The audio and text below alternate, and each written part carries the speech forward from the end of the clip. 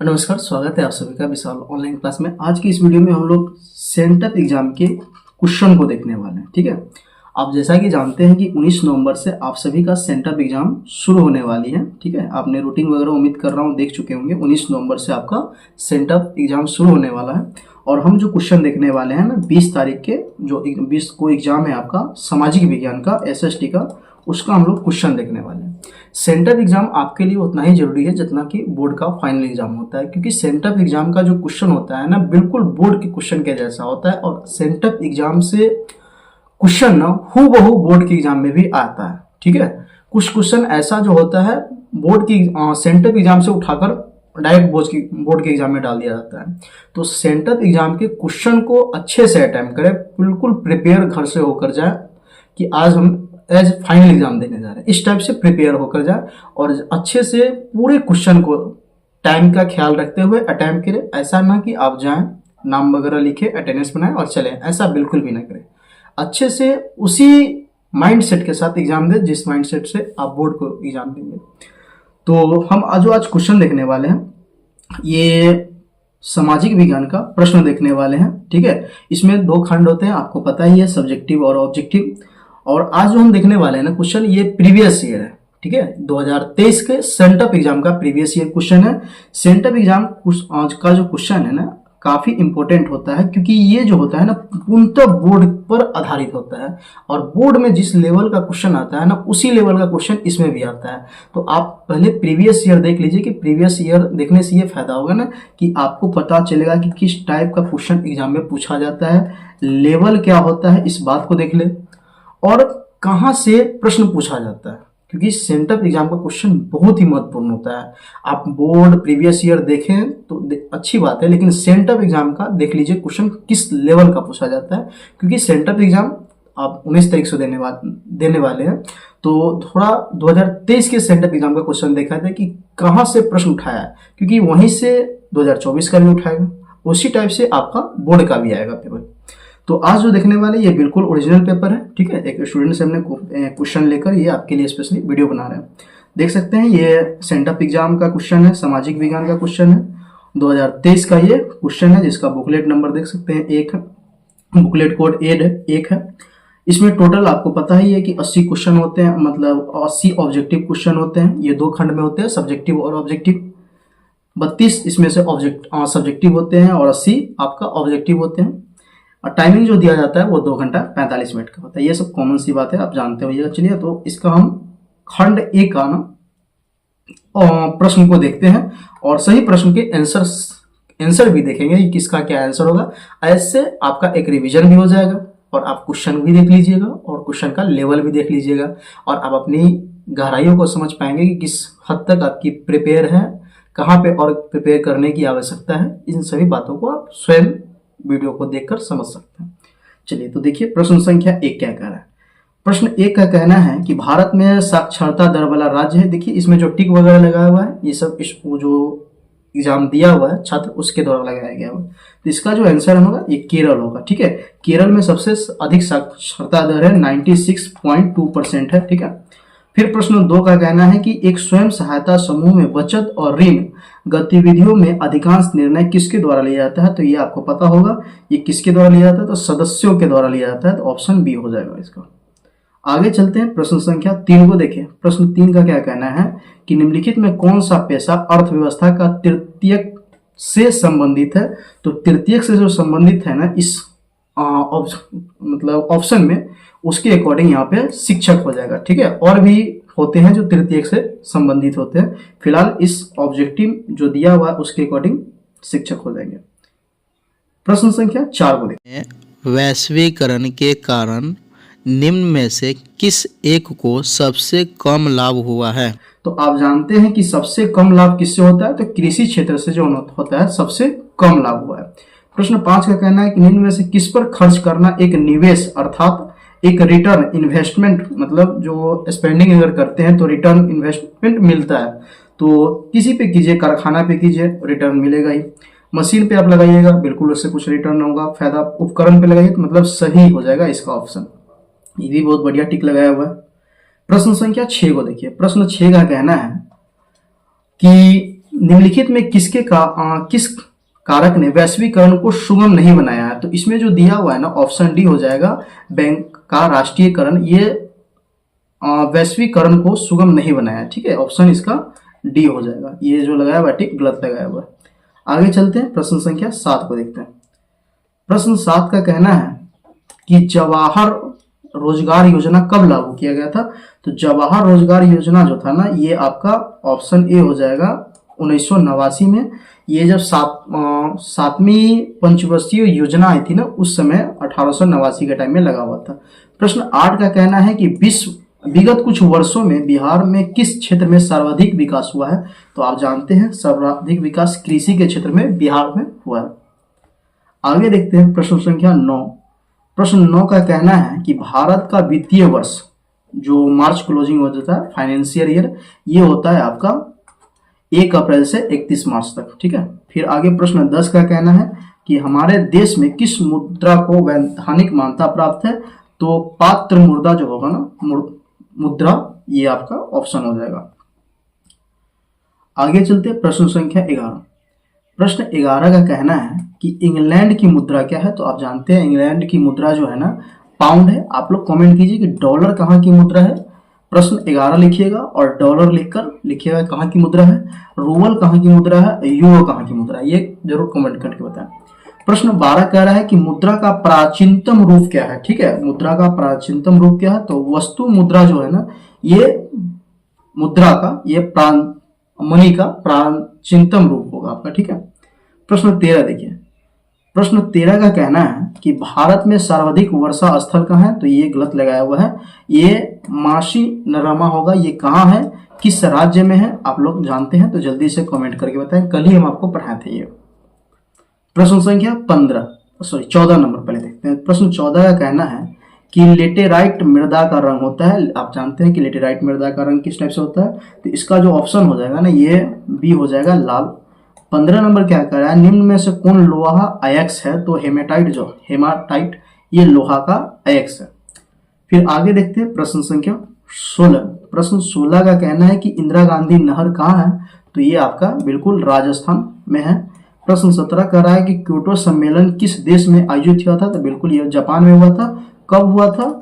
तो 17 नंबर लिखकर लिखिएगा, जो आप जानते हैं कि ये कब हुआ था क्योटो सम्मेलन, तो बिल्कुल आप कमेंट जरूर कीजिएगा। ठीक है, ये आपके लिए क्वेश्चन रहा।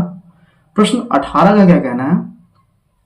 प्रश्न 18 कह रहा है कि भारत का पहला परमाणु ऊर्जा केंद्र कहाँ है? तो कहाँ स्थापित हुआ? तो ये तारापुर में स्थापित हुआ। तारापुर किस राज्य में है ना, अगर ये जानते हैं तो बिल्कुल कमेंट करें। प्रश्न संख्या 18 लिखेंगे आप, और 18 का जिस राज्य में हो वो कमेंट जो बिल्कुल करें। प्रश्न 19 का कहना है कि सोपानी कृषि प्रचलित है किस राज्य में है? तो बिल्कुल ये उत्तराखंड में है, कल ही हम लोग पढ़े थे रात को। आगे देखिए प्रश्न 20 क्या कहना है? प्रश्न 20 का कहना है निम्न में से कौन प्रायद्वीपीय भारत की नदी नहीं है? तो प्रायद्वीपीय भारत की नदी कौन नहीं है? तो ये बिल्कुल ये कृष्णा नदी जो है ना, ये प्रायद्वीपीय भारत की नदी नहीं है। आगे चलते हैं, प्रश्न संख्या 21 देखिए। प्रश्न 21 का कहना है कि विश्व पर्यावरण दिवस कब मनाया जाता है? तो जानते हैं 5 जून को। ऑप्शन बिल्कुल ये सी हो जाएगा। प्रश्न 22 क्या कह रहा है कि रिहंद बांध कहाँ है? तो रिहंद बांध बिल्कुल उत्तर प्रदेश में है। आगे देखिए प्रश्न संख्या 23। प्रश्न 23 का कहना है किस खनिज को उद्योग की जननी कहा जाता है? बिल्कुल कल रात को ही पढ़े थे हम लोग, जो ऑब्जेक्टिव, आप जैसा कि जानते हैं कि प्रतिदिन 8-8:30 बजे से ऑब्जेक्टिव का VVI ऑब्जेक्टिव का क्लास चलता है। ठीक है, प्रत्येक दिन अलग अलग सब्जेक्ट या कंटिन्यू एक ही सब्जेक्ट को देखते हैं। क्लास कल हम लोग ज्योग्राफी पढ़े थे, तो बिल्कुल अगर आप ज्वाइन नहीं होते तो 8:30 बजे से लाइव क्लास प्रतिदिन की स्पेशली आपको बिहार बोर्ड 2025 के लिए कराया जा रहा है। ठीक है, तो फिलहाल इसका आंसर सी हो जाएगा। प्रश्न 24 का कहना है कि भारत में सबसे बड़ा लोहा अयस्क उत्पादक राज्य कौन सा है? तो इसका जो आंसर होगा ना, ये उड़ीसा हो जाएगा। ठीक है, उड़ीसा जो है ना भारत में सबसे बड़ा लोहा के उत्पादक वाले राज्य, लोहा अयस्क के, सॉरी। प्रश्न 25 का कहना है कि गोंडवाना समूह प्रसिद्ध है, किसके लिए प्रसिद्ध है गोंडवाना समूह? तो ये कोयला के लिए प्रसिद्ध है, तो ऑप्शन इसका ए हो जाएगा। प्रश्न संख्या आगे 26 को देखेंगे। प्रश्न संख्या 26 का कहना है कि लोनार झील किस राज्य में है, ठीक है। तो जैसा कि देख रहे हैं लोनार झील जो होगा ना, ये आपका गलत टिक लगाया हुआ है, सॉरी ये लोनार झील महाराष्ट्र में ही है, ठीक है, बिल्कुल सही लगाया हुआ है। प्रश्न 27 का कहना है कि मानस अभ्यारण्य किस राज्य में है, ठीक है। तो ये आपका जो होगा ना, ये बिल्कुल ऑप्शन 27 का ए हो जाएगा, लड़का ठीक ठाक टिक लगाया हुआ है। प्रश्न आगे 28 का कहना है कि पारादीप पतन किस राज्य में है। तो देखिए पारादीप पतन जो है ना, ये उड़ीसा में होगा, तो इसका आंसर जो होगा ना बिल्कुल बी हो जाएगा। आगे देखते हैं प्रश्न संख्या 29 कह रहा है निम्न पत्तनों में से कौन भारत के पूर्ववर्ती तट पे है। तो पूर्ववर्ती तट पे जो होगा ना, ये पारादीप है, ठीक है। ये बाकी बात ये सब पूर्ववर्ती तट पे नहीं है। आगे देखते हैं प्रश्न 30 नंबर। प्रश्न 30 का कहना है कि निम्न में कौन नई आर्थिक नीति का अंग नहीं है। नई आर्थिक नीति का अंग नहीं है, तो इसका जो होगा राष्ट्रीयकरण जो होगा ना, ये नई आर्थिक नीति का अंग नहीं है। प्रश्न 31 का कहना है कि जवाहर नेहरू पतन कहाँ स्थित है। तो जवाहरलाल नेहरू पतन जो है ना, ये आपका महाराष्ट्र में ही, ऑप्शन ए हो जाएगा। 32 का कहना है फिर प्रश्न संख्या 32 निम्न में कौन रबी फसल है। तो जो रबी फसल कौन है, तो रबी फसल जो हो जाएगा ना, बिल्कुल ये चना हो जाएगा। बाजरा, मक्का, चावल, ये सब कौन सा फसल है, आप कमेंट करके बताएंगे, ठीक है। 32 का कमेंट करेंगे कि ये अन्य जो भी फसल है, ये कौन सा फसल है। प्रश्न 33 क्या कह रहा है कि कुशहा तटबंधन किस नदी पर है। तो जैसा कि आप जानते हैं कुशा नदी कोसी नदी पर स्थित है। कोसी जो है ना, नेपाल के कुशहा नामक स्थान से ही निकलता है, इसीलिए इसका ये पूछ रहा है कुशहा तटबंधन, तो ये नेपाल से ही निकलता है। 24 का कहना है प्रश्न संख्या 24 की पश्चिम बंगाल का शोक नदी किसे कहा जाता है। ये 2024 में पूछा हुआ है, देखिए हूबहू क्वेश्चन उठाकर डाल दिया। तो बिल्कुल दामोदर नदी को ना अब पश्चिम बंगाल का शोक कहा जाता है, ठीक है। आप बताइएगा कि बिहार की शोक किस नदी को कहते हैं, ठीक है। आप कमेंट करके हमें जरूर बताएं। 34 नंबर का प्रश्न संख्या 35 का क्या कहना है। प्रश्न 35 का कहना है कि भारत में गैस त्रस्तादी किस प्रकार की आपदा है। जो गैस से रिलेटेड, जो गैस ब्लास्ट होता है या उससे रिलेटेड जो आपदा बनती है, किस प्रकार की आपदा है। तो ये जो होता है ना, मानव निर्मित आपदा है, क्योंकि जो गैस के द्वारा उत्पन्न आपदा होते हैं वो मानव के द्वारा ही निर्मित आपदा होती है। प्रश्न 36 का कहना है कि भूकंप संभावित क्षेत्र वाले भवन की आकृति कैसा होना चाहिए। तो जानते हैं भूकंप संभावित जो भी इलाका होता है ना, उसका भवनों की आकृति आयताकार होना चाहिए, ठीक ठाक टिक लगाया हुआ है। प्रश्न संख्या 37 का कहना है कि सूखे की स्थिति में किस प्रकार आती है। तो ये सूखे की स्थिति धीरे धीरे आती है, ठीक है, ऑप्शन सी हो जाएगा। 38 कह रहा है कि सरदार सरोवर बांध किस नदी पर है। तो सरदार सरोवर बांध जो है ना, ये आपका बिल्कुल ऑप्शन बी हो जाएगा, नर्मदा नदी पर स्थित है। आगे देखें प्रश्न संख्या 39 क्या कह रहा है कि संचार का सबसे लोकप्रिय साधन क्या है, ठीक है। तो संचार का सबसे लोकप्रिय साधन फिलहाल वर्तमान स्थिति में रेडियो का जमाना गया, टेलीविजन का जमाना गया, और अभी वर्तमान की स्थिति में ना सबसे संचार का लोकप्रिय साधन मोबाइल है। हाँ, कुछ वर्ष पहले रेडियो था, वर्तमान में मोबाइल है। प्रश्न 40 का कहना है कि मेजनी किस देश के राजनीतिज्ञ थे। तो ये तो पता है, मेजनी इटली का था। तो प्रश्न 41 का कहना है कि 1917 में बोल्शेविक क्रांति का नेतृत्व किसने किया था। तो बोल्शेविक क्रांति का नेतृत्व लेनिन ने किया था। हम लोग ये पढ़ चुके हैं, हिस्ट्री का प्रीवियस ईयर क्वेश्चन चैप्टर 4 तक देख चुके हैं। अगर नहीं देखे हुए तो उस वीडियो को देखिए, ये सब बात आपको बताया गया होगा। आगे प्रश्न संख्या 42 को देखिए। आगे 42 जिनेवा समझौता कब हुआ था। तो जानते हैं जिनेवा समझौता कब हुआ था, 1954 में हुआ था। आगे देखिए 43 नंबर की माइली गांव की घटना कहाँ हुई थी। ये उत्तरी में हुई थी या दक्षिणी में हुई थी या लाओस में हुई थी या कंबोडिया में थी। तो ये आपका ऑप्शन हो जाएगा दक्षिणी वियतनाम, लाओस नहीं होगा, ठीक है, ये गलत लगाया हुआ है, आपका ऑप्शन बी हो जाएगा। 43 के बाद आगे 44 नंबर प्रश्न को देखेंगे। 44 कह रहा है अंकोरवाड का मंदिर कहाँ स्थित है। तो ये पता है, सबको पता होगा कि अंकोरवाड का मंदिर कहाँ है। तो ये आपका ऑप्शन डी हो जाएगा, कंबोडिया। 45 कह रहा है कि बाओ दाई किस देश का शासक था। तो बाओ दाई जो था ना, ये आपका दक्षिणी वियतनाम हो जाएगा, ठीक है, ऑप्शन बी हो जाएगा, ऑप्शन ए गलती लगाया हुआ। आगे देखिए प्रश्न 46 नंबर, भारतीय राष्ट्रीय कांग्रेस की स्थापना किसने की थी? तो ये जो महात्मा गांधी लगाया हुआ है, गलत टिक लगाया हुआ है, ऑप्शन बी हो जाएगा। ठीक है, एओ हुम जो थे ये आपके भारतीय राष्ट्रीय कांग्रेस की स्थापना किए थे। आप ये कमेंट कीजिएगा कि भारतीय राष्ट्रीय कांग्रेस की स्थापना कब हुई थी, आपको हम पढ़ा चुके हुए हैं। ठीक है, हिस्ट्री में। प्रश्न आगे 47 देखिए, प्रश्न 47 क्या कह रहा है कि जलियांवाला बाग हत्याकांड की जांच हेतु सरकार ने किस आयोग का गठन किया था? तो बिल्कुल ये भी पढ़ चुके हैं हम लोग, हंटर आयोग का गठन किया गया था। देखिए यही लेवल है। ठीक है, देख रहे किस लेवल का, बिल्कुल बोर्ड के जैसा प्रश्न आता है। आप क्वेश्चन 2024 का उल्टा लीजिए, इसमें उसमें कंपेयर कीजिए, दोनों का लेवल इक्वल है। उसी प्रकार इस 2024 के सेंटअप एग्जाम का क्वेश्चन और 2025 का जो एग्जाम होगा बोर्ड का, दोनों का लेवल बिल्कुल समान रहेगा। तो सेंटअप एग्जाम को आप हल्के में मत लें। प्रश्न 48 क्या कह रहा है, 1920 में ताशकंद में भारतीय कम्युनिस्ट पार्टी की स्थापना किसने की थी? तो ये किए थे एमएन राय ने। ये ऑप्शन डी गलत लगाया हुआ है। आगे देखिए प्रश्न संख्या 49। प्रश्न 49 का कहना है कि अखिल भारतीय किसान सभा का गठन कहाँ हुआ था, कब हुआ था? ये भी आप कमेंट करेंगे कहाँ हुआ था। तो ये आपका लखनऊ में हो जाएगा। ठीक है, ऑप्शन सी होगा, ऑप्शन बी ये इसका नहीं होगा। और किसने किया था ये भी बताइएगा, किसने किया था? ठीक है, स्वामी कुशानंद सरस्वती इस टाइप से किए थे, कब किए थे ये जरूर बताइएगा। आगे प्रश्न 50 देखिए, गांधी जी को महात्मा की उपाधि किसने दी थी? ठीक है, तो गांधी जी को महात्मा की उपाधि ना वो रविन्द्रनाथ टैगोर ने दिए थे। चलिए आगे चलते हैं, कब दिए थे? जानकारी हो तो बिल्कुल 50 नंबर लिखकर कमेंट कीजिएगा। प्रश्न 51 नंबर क्या कह रहा है कि हिंदुस्तान रिव्यू का प्रकाशन किसने आरंभ किया था? तो ये बिल्कुल ऑप्शन सी होगा, सच्चिदानंद सिन्हा हो जाएगा। ठीक है, ऑप्शन इसका डी गलत है।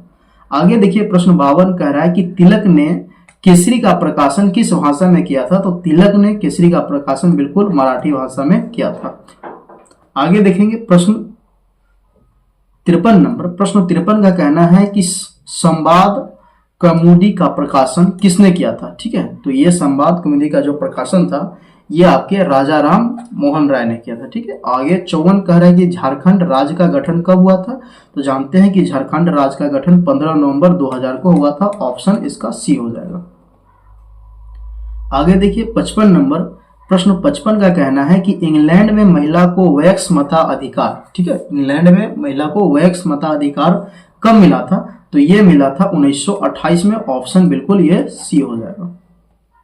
आगे 56 नंबर देखते हैं, प्रश्न संख्या 56 का कहना है कि संपादिक राजनीतिक आधारित है, किस पे आधारित है?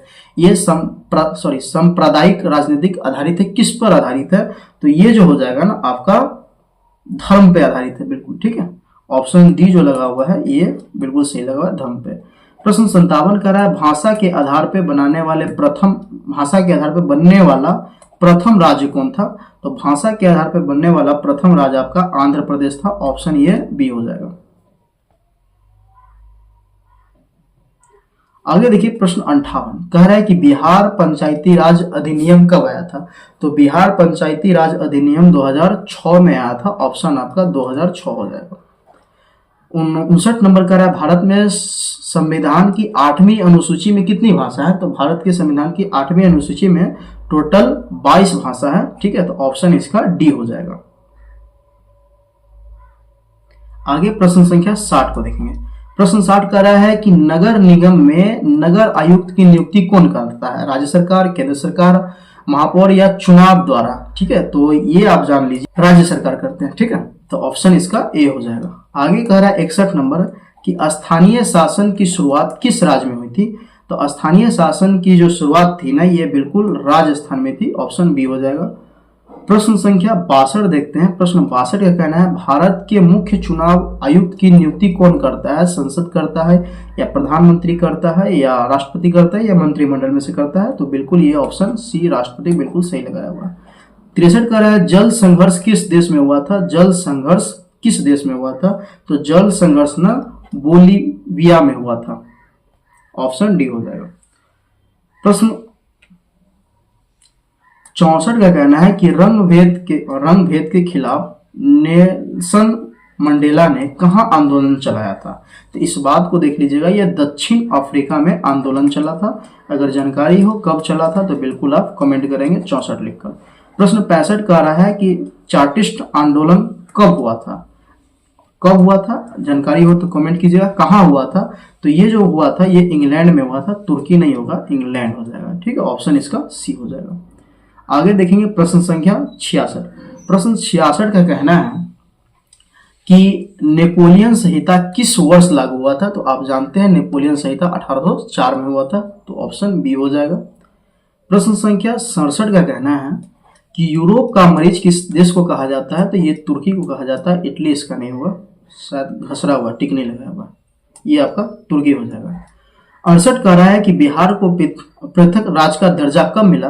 तो बिहार को पृथक मतलब अलग राज्य का दर्जा कब मिला? तो 1912 में मिला।